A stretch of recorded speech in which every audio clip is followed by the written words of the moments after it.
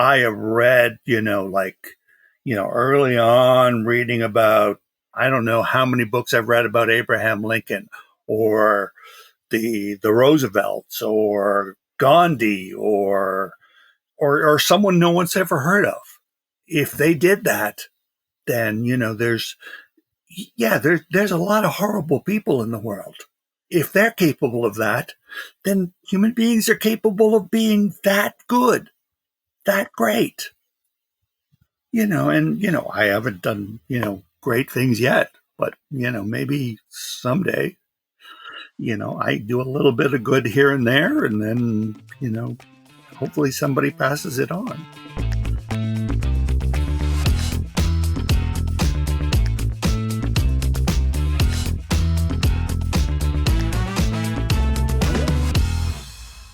Welcome to AudioLife Memoirs, the podcast where we share your story in your voice. I'm your host today, Carrie Purcell, co-founder at AudioLife Memoirs. And today I'm joined by Jules Delorme, an author who's recently published his memoir, I Heard a Crow Before I Was Born. I'll try to frame this for you properly. So if you're joining us on YouTube, you can see the cover here. Otherwise, we will have links to the book in our show notes.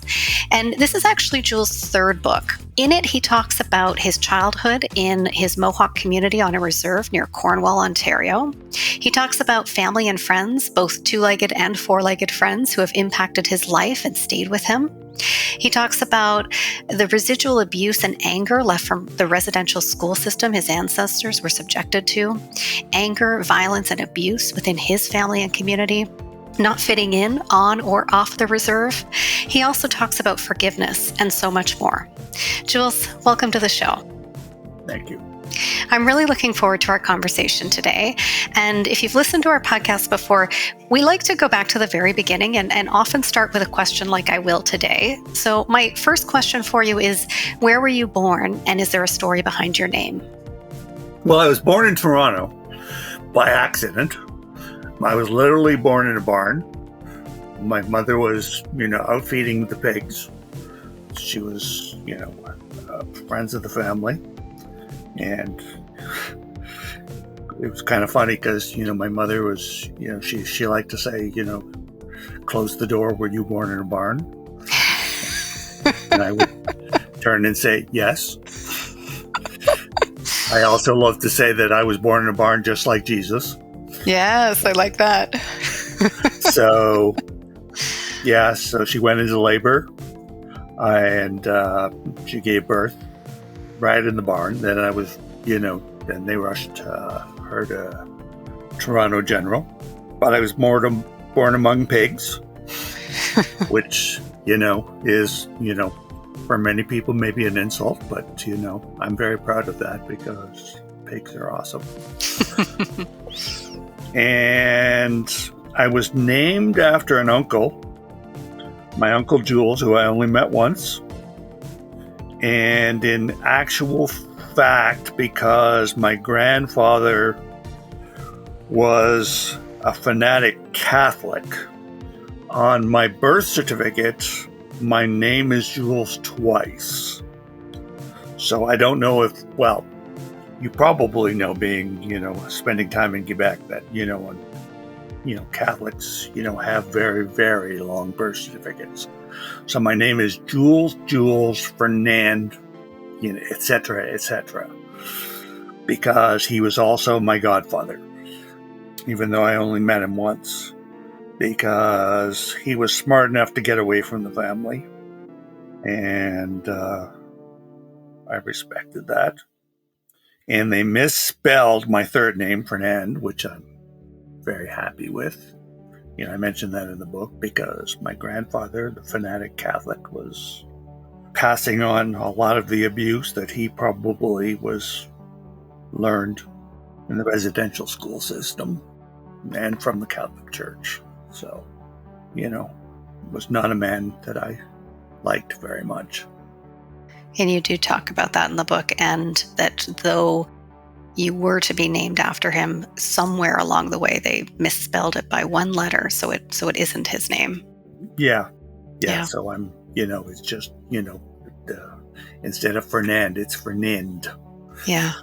Which, At least I'm lucky enough to not have to carry his name around. And then your last name, so where did that come from? Do you know the story? I don't actually know the actual story. I don't know where they decided to, it is not uncommon for among Mohawks to have taken a name for, white, particularly the priest's name, or, someone, Catholic's name. I do know that on Akwesasne there are 2 Delorme roads. Mm. So I don't know if it was my grandfather or well before him that we first changed our name, and I don't know what our original name was. Mm-hmm. So, I don't know where that started. My grandfather would not talk about history. Yeah. That's, is unfortunate because, there's this closed offness. Yeah. Which a lot of Native Indigenous people know about. That they run into, if their grandparents, their parents went to residential schools, they're not willing to talk about. Yeah. And whether it's blocking out an experience they don't want to share, trying to protect future generations, some other reason, you can understand the decision, but it's difficult when future generations have lost part of their family history, right? And have those gaps that they can't put into place or put into order. Yeah, there's a kind of shame that is being passed on. I remember when, I first came across that line by Faulkner about, it's like a ripple in a pond where someone has dropped a pebble and, the ripples pass on, and you weren't even there when the pebble was dropped. Yes. But the ripples still touch you. Yes. And the shame keeps getting passed on and passed on and passed on. And you don't even know why. You don't even know why you're ashamed. Yeah. But you are ashamed. I don't even know if my grandfather, I know he was, ashamed of being, Mohawk. I know he was ashamed of being Native, but, there was also, the shame of what he did.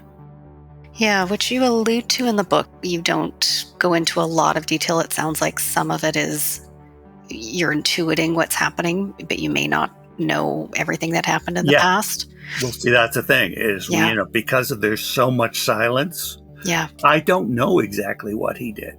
Yeah. What I know is, what I talk about in the book is that what I know is that when my grandfather walked into a room, whether it was my aunts or my uncles, they got up and walked out. Yeah. And what he did, I don't know exactly. I felt it was very bad, and I feel it was sexual. Yeah. My father, I know that, thinking back and, that it was definitely sexual, and that, because he seemed obsessed with, the idea of manhood, and that, he passed that, was anything way I behaved, that what his idea of manhood, he took it out on me. Mm-hmm. That, I had to be, fit his idea of manhood because,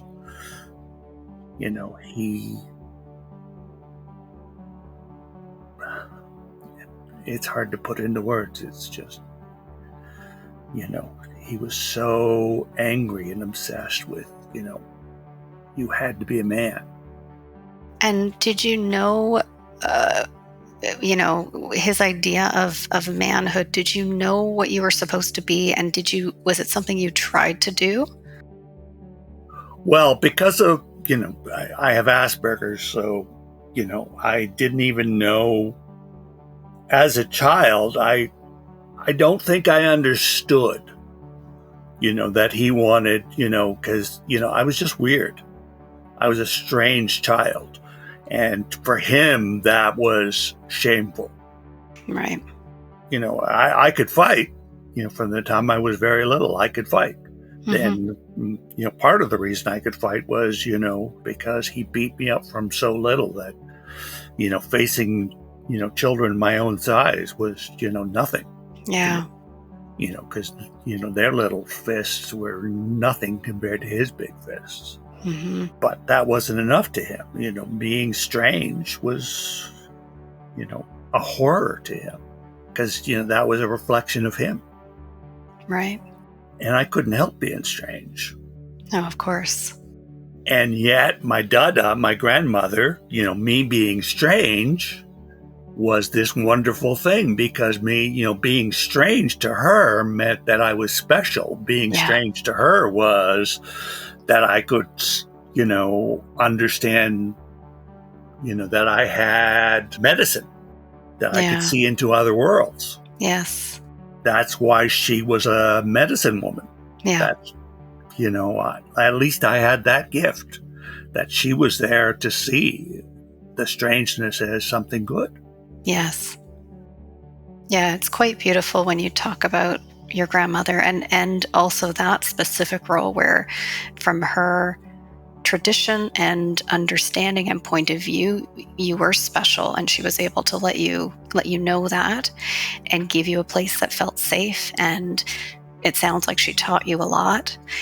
It also sounds like she did teach you, you make a reference to, for example, some mannerisms. So she was one of the people who, would work with you to identify things like making eye contact. Tell me about that. So she saw you as being special. She knew that there were maybe some differences from, people like your father. So what was this part about her kind of working with you to help you understand different ways of communication? Yeah, it wasn't just her. There was an older boy, and I speak about him in the book, Roger, who, he befriended me largely because of her. Because, she wasn't just a medicine woman, she was also a clan mother. And in Mohawk tradition, that meant she was a very, very important person. Yeah. So he befriended me to get close to her. Okay. But he took on this role of teaching me. He taught me, how to hunt and how to, things like that, how to track and, stuff like that. But he also taught me how to behave, with the Asperger's, things like eye contact. She did as well. That, at least pretend to be normal. That because it was going to be difficult for me to be in the world. So that, she would say things like, okay, when she was talking to me, she would say, I know it's not easy for you to make eye contact, but, when when I'm talking to you, just look at me for a second. I see. Yeah. And, I know you don't want to, but just look at me. It took a long time for that to sink in, but I don't think I would have, the world was a little easier for me in the long run, especially once, my mother and my stepfather moved to Toronto and they took me to Toronto and, I was living in the projects and, I don't think I would have, it's not like I made a lot of friends, but I don't think I would have managed as well if they had not taught me that. Right. Because I got to, at least fake my way into the world. Yeah. Yeah. And it's not just, there are certain things there's certain ways that I have of being in the world where I go, it's almost like this is very, it's a very indigenous thing, but it's like, I can feel them standing there, telling me, look up. Yes. Yeah. Because, if you're, with Asperger's, especially me, my habit is look down. Yeah. You're just seeing it now. Look down, look down, look down.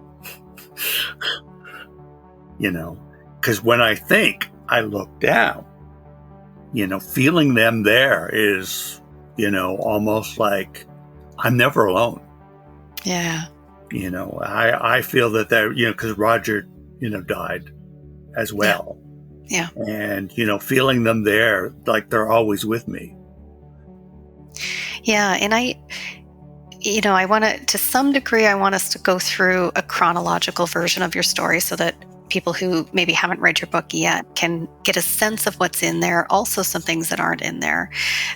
But I'll pick up on just one point. You mentioned, you talked about Roger, who was a significant figure in your life, a friend who you've already mentioned supported you in different ways, taught you different things. And you've also mentioned that he's already passed on. It's quite a story how that happened as well. Is that something that you can share with us? How he died? Well, yeah. So Roger he had moved down to Arizona. He was living on a reservation. I had gone to live with him. I lived with him down there for a couple of years. Most beautiful place.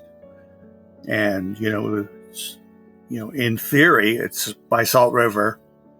In theory, it's supposed to be a Navajo reservation. But, there's part of it where the Apache have just shown up and said, this is ours. Okay. And we spent a lot of time with the Apache. Anyway, so Roger was living there, and he was, very much into animals and, living on the land. And he was living with this girl, and she called me up and she said, Roger's gone. I can't find him. I don't know what happened.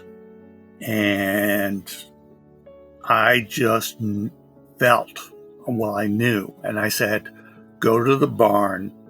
He had horses. Are the horses there? And call me back. And she went to the barn, I guess. And she called me back and she said, the horses are gone. And I said, he's dead. And because we had talked often, because growing up on Akwesasne, we were, Akwesasne is on, it's a weird place because it's on the border between Canada and the United States. And we lived on the island, which, so the St. Lawrence goes on both sides of it. When I was growing up, we had DuPont dumping chemicals into the river. It was the seaway, so there were ships coming through dumping their chemicals. And we also had Colgate on the American side dumping fluoride into the water. And, fluoride is, you generally think good, but fluoride, turns out that a lot of fluoride can make you quite sick. Yeah. So the reason I've lived as long as I have is I don't eat fish. I hate fish. But most of the people who lived on the island, almost nobody that I grew up with has lived as long as I have.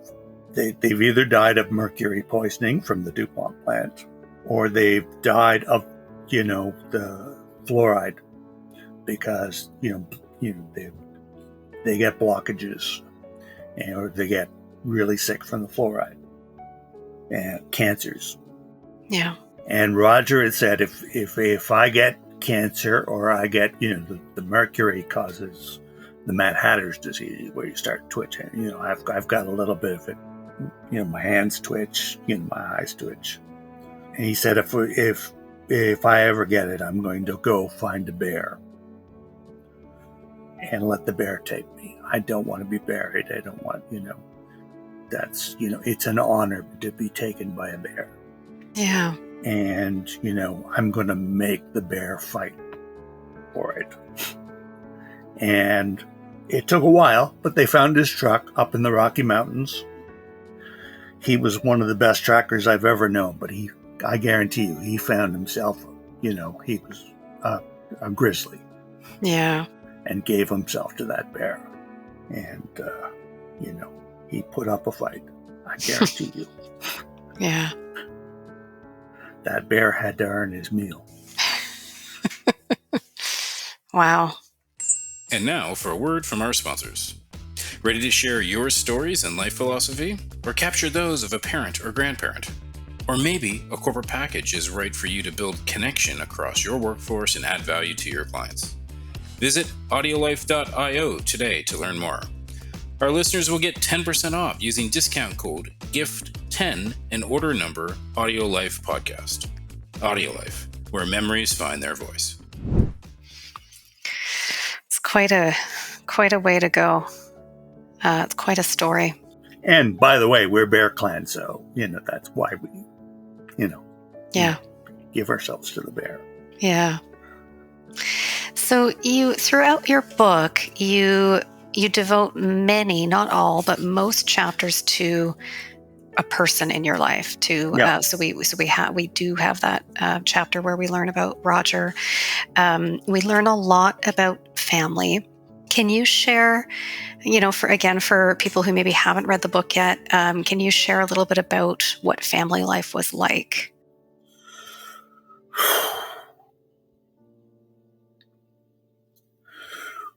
Well, from an outside perspective, it probably, it was difficult to write the book because from an outside perspective, it was, even from my perspective at the time, it was hell. It was, even the events in the book are just a small part of the horror that, I lived through. But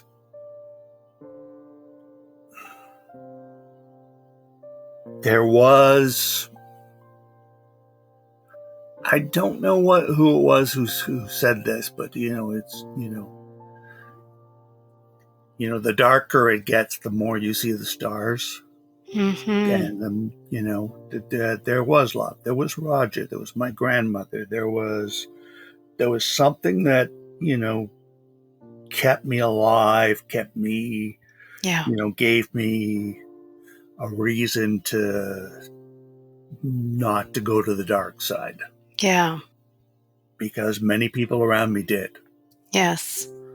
Because I could look at, especially growing up on with the first 12 years of my life on that res. So, looking around, there were people, many kids had it worse. Yeah. Than I did. And, even in the projects, many kids had it worse. Yeah. And, many of them didn't survive. Yeah. And I survived. And I think it was, I had little, and not even just Roger and my grandmother. There were teachers, there were, friends, there were, little, but I had to know and, and recognize those as, people that I could hang on to, or the people I could reach out to, and, and know them for what they were. Mm-hmm. And not even just, people that I met, but just, from very early on, I started reading. And, I have, I have never been one of those people who, I've met people who said they have no heroes. I have thousands of heroes. Yeah. Because And I'm not just saying that because of this podcast. I am saying reading memoirs, reading about people, has inspired me. Mm-hmm. Because I have read, early on reading about, someone like, I don't know how many books I've read about Abraham Lincoln or the Roosevelts or Gandhi or, or someone no one's ever heard of. Yeah. If they did that, then, there's a lot of horrible people in the world. If they're capable of that, then human beings are capable of being that good. Yes. That great. I haven't done, great things yet, but, maybe someday, I do a little bit of good here and there, and then, hopefully somebody passes it on. Yeah, absolutely. Some horrible things were done to me, but that doesn't mean, some good things were done as well. Yeah. And hopefully that comes out in the book that, there was good. Yeah, I think it does come out. And I don't think, I believe you when you say it was difficult to write parts of this book. I think some of the reviews use words like heavy, right? There's some really heavy content. There is abuse and there is violence, and there's violence in the home and out of the home and within the communities that you lived in. We don't need to relive. You've gone through the work of putting that into words and publishing it in the book, and we don't need to relive some of those stories in this podcast. But there's a lot of gratitude for some of those really special people in your life, and I know there are some that you've already mentioned that aren't in the book. There's a lot of forgiveness. There's a lot of using I think we'll talk about this as we talk about your education and your work, but the turning the violence, that education, that really, really intimate knowledge that you had of detecting violence, of experiencing violence, of being good at being violent, you turned it into actually a way of detecting and diffusing violence before it happened in some of your work, and in some of your, so there, all of those are really incredible good things that came out of your experience that you were able to harness into good. So maybe so let's kind of move into getting into education and career. And if I'm not mistaken, I think you were around 16 when you, and I think you were maybe too young for the Army, but you somehow managed to have ID or have something to convince them you were a little bit older. Is that right? Yeah, I had a teacher, who got me forged ID. Yeah, I don't name her because, she broke the law. And she got me forged ID because the only way I was going to survive was to get into the Army. Okay. Things were going very bad at home, and I wasn't going to make it through school. She got me forged ID. I got into the Army. A whole bunch of people, smarter than me went into the Army and learned a trade. I learned how to jump out of planes and kill people.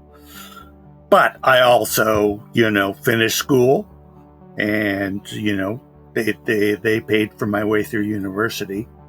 And in doing that, I was actually in the airborne regiment that I was out by the time they got in all that trouble in Somalia. But I knew a lot of the people that did it. It was pretty insane.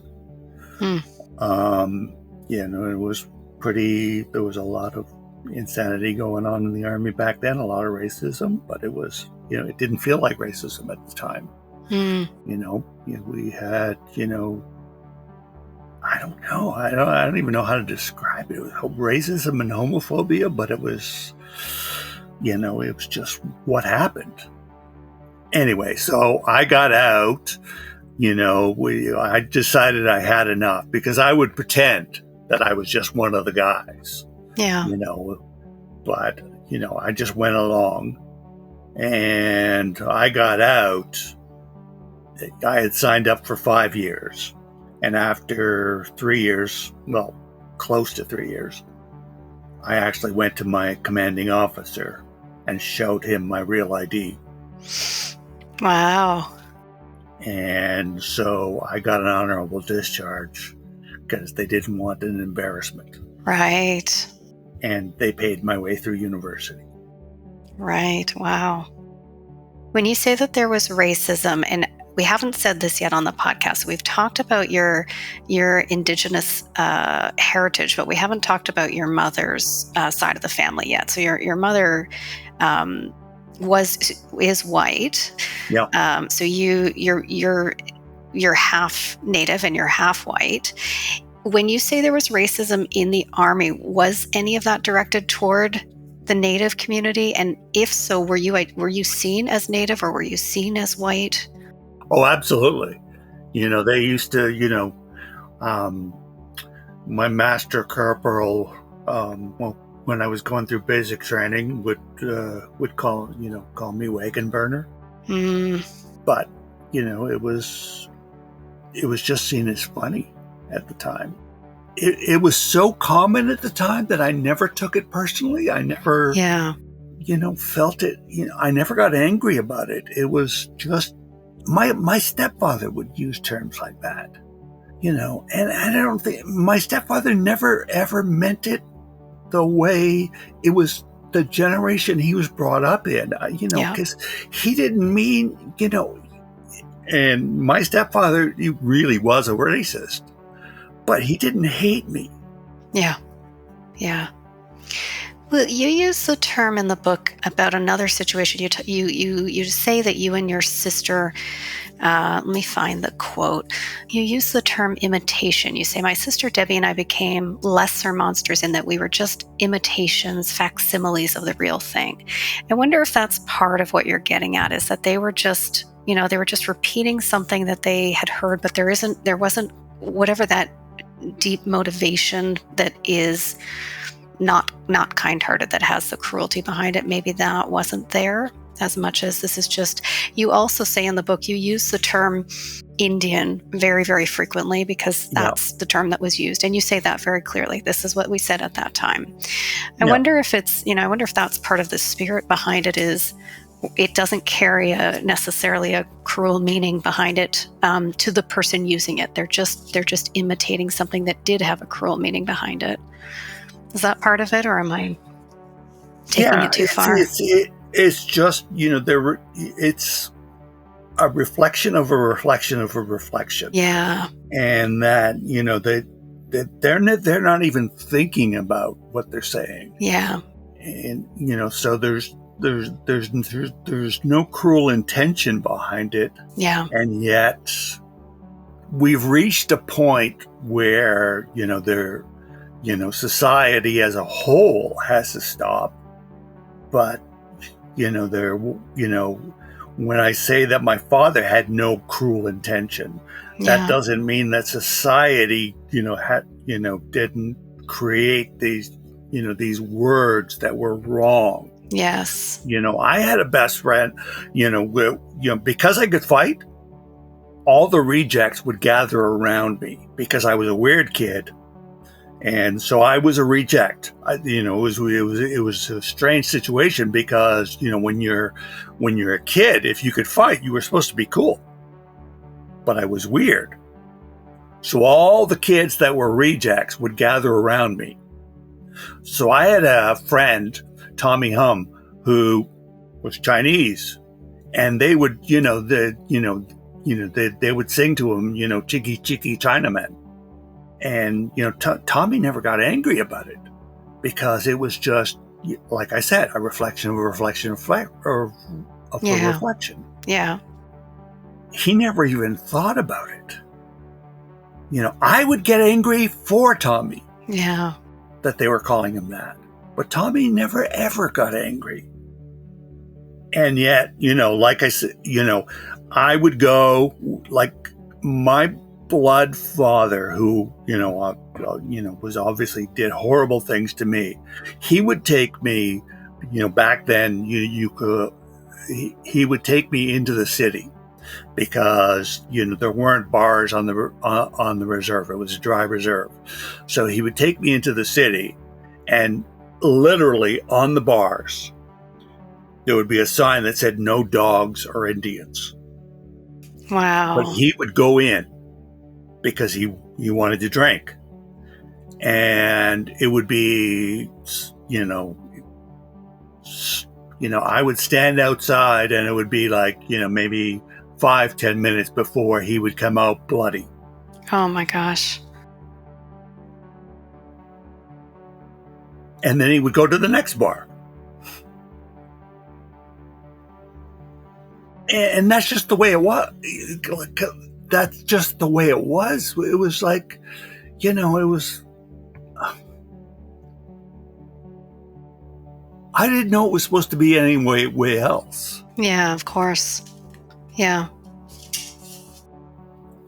There was a movie theater in Cornwall, the city, Mm-hmm. which was directly across the river from Akwesasne. And at one point, it was the Roxy Theater, which my stepfather helped build.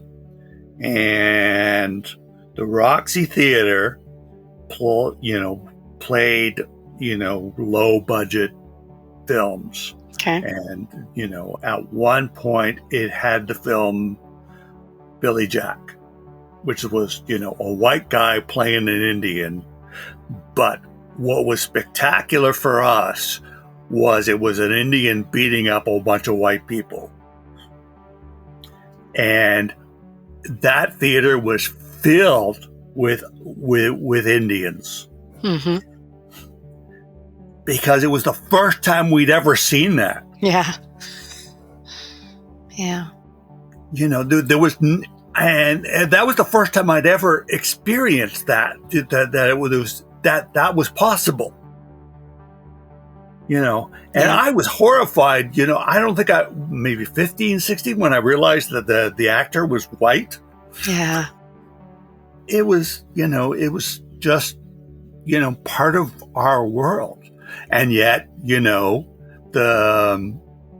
my mother, because, in Cornwall, my mother denied her Frenchness. We weren't allowed to speak French in the house. She would beat us if we spoke French. Because French were there, they would use the N-word to refer to French people.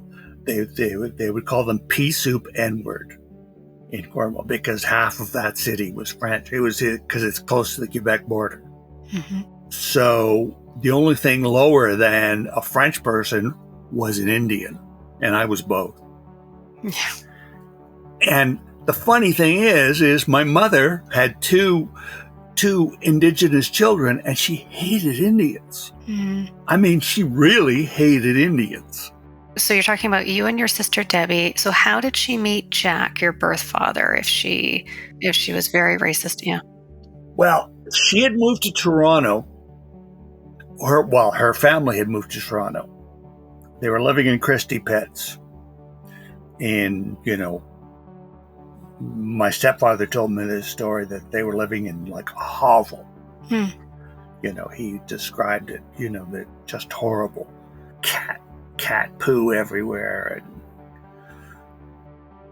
my blood father, Jack, was very handsome. Extremely handsome. Tall, good looking. And he came to Toronto. He was part of a criminal. See, in Akwesasne, they were, because it's on the American border, it was, you could make a lot of money smuggling. Okay. Yep. When I was a kid, I made money, smuggling cigarettes over the border on my sled. I was 5 and 6 years old. Wow.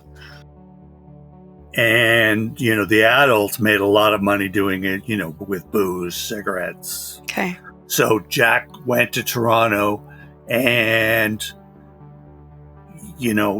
wanted to be, kind of raise himself up in the world. Mm.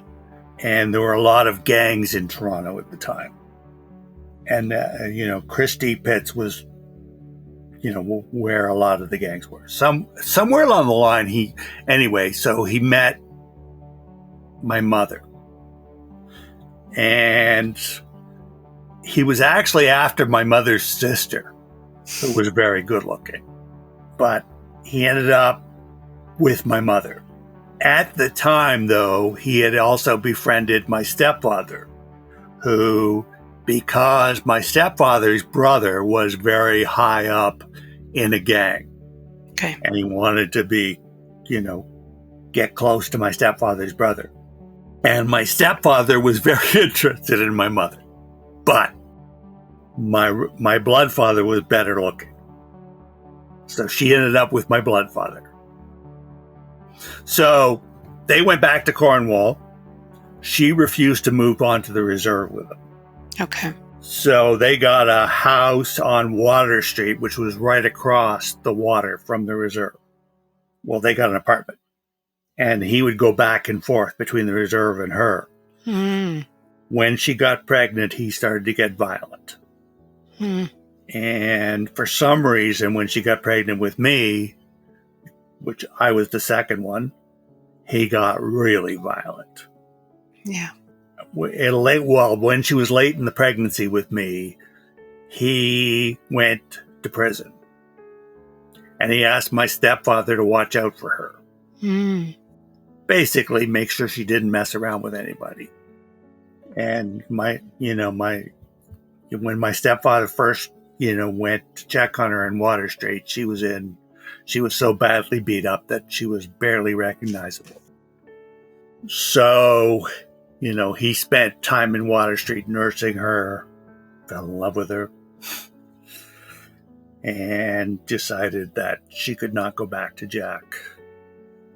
And that's the story of how they ended up together. They never actually got married. I always thought they did. It turned out that at the time it was fine with Jack because Jack had another family in Toronto. And he was, he was just such an a-hole that, he had already gotten that woman pregnant, and he had named the kid, the daughter that she had, Julie. He couldn't even come up with a new name. Yeah. Stay tuned for part 2 of my conversation with Jules Delorme, author of I Heard the Crow Before I Was Born. If you like what you heard today, consider recording your own AudioLife private podcast or giving one to a loved one for a unique and memorable gift. Today, AudioLife listeners will receive 10% off using discount code GIFT10 and order number AudioLife Podcast. Also, remember to rate our show and subscribe so you'll never miss an episode.